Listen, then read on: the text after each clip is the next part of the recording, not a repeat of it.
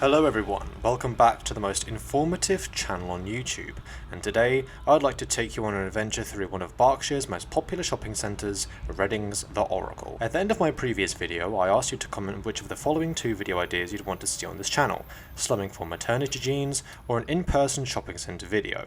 Surprisingly enough, you went for the latter, and I really don't know why I genuinely thought that maternity wear even stood a chance. But without further ado, let's get started. Let's go back a bit, shall we?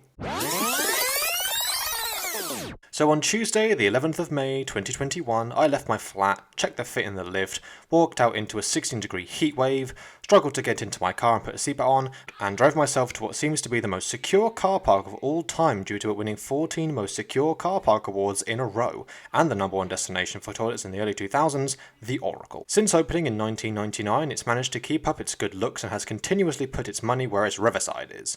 I mean, just look at all these restaurants, a Mission Burrito and a McDonald's side by side. How scrumptious. Now before we do any actual shopping, let's bust out Mr. List and see what we need to buy. A ring, some vinyl records, and some pre-owned Wii games. Perfect. Now the first thing on the list was a ring for my girlfriend, so I headed straight to Pandora and psych! Up the escalator we go and straight into H&M, only to go up more escalators as I realised I was trying to get in through the exit. Finally I arrived and was wasting no time as I knew exactly what I was looking for. Look at all these lovely, carefully laid out rings. I'd have to be a pretty awful boyfriend to ignore all these and go for the reduced one. Oh, and that's exactly what I've done. Let's have a look, shall we? These?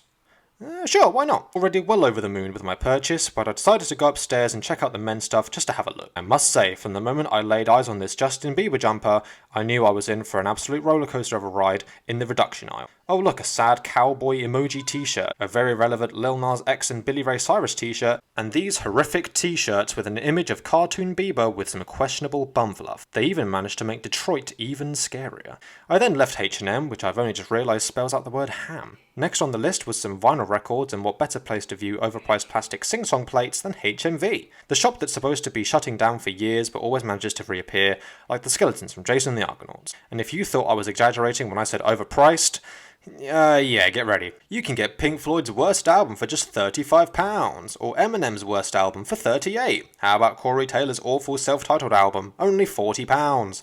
And last but not least, Tool's Lateralus for $86.99, an album you can get delivered to your door for 30 quid less on Amazon. What a steal. But hey, at least they wouldn't sell Lil Pump's terrible debut album on CD for 14 oh dear god. They did have my favourite Drake album with a couple of bonus tracks for just 7 quid, but I was already too angry at this point and courageously stormed out, hoping my backup plan could do me some good. Next on my list was some Wii games, which meant I had to head over to possibly my favourite shop, CEX. Oh look, the best game of all time. I should really do a video on this soon. I went up to look at the CDs and saw Damn by Kendrick Lamar for just £1 and simply couldn't say no. But it was time for the main event, the Wii games. And it's at this point that I simply have to ask, why are Wii games so goddamn expensive? Mario and Sonic at the Olympic Games, £10. Wii Sports Resort in a dingy cardboard case, £20. Mario Party 8, £25. Super Mario Bros. Wii, £32. Absolute blasphemy. I consoled myself with a £1.60 chicken burger from Mackie D's and headed over to my last resort for some vinyl. Through the narrow passageway of Harris Arcade, tucked away right at the end, the sound machine. And it was in that very shop that I found absolute bugger all. I searched high and low for all sorts of music, but due to my music taste largely being from the 1990s onwards and the shop's stock mainly consisting of old 70s records people no longer want, it just wasn't working out. To perk myself up, I spent 3 quid on a can of Mountain Dew you can only get in the States, and it cured most of, if not all of my problems. Ooh. I paid for my parking, got back in the car, drove back to Wokingham, got some stuff for dinner, and made my way back to my flat, thus concluding my trip to Reading's The Oracle.